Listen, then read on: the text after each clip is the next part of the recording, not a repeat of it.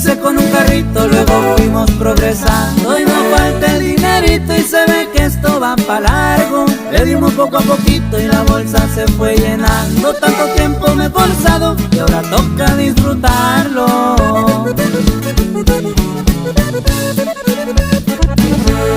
La casa ya no es la misma, la cambiamos por privada, pero la casa del rancho yo no la cambio por nada. Y no crean que les presumo que aquí no sobra la lana, pero si miro el pasado ya no estoy en donde estaba.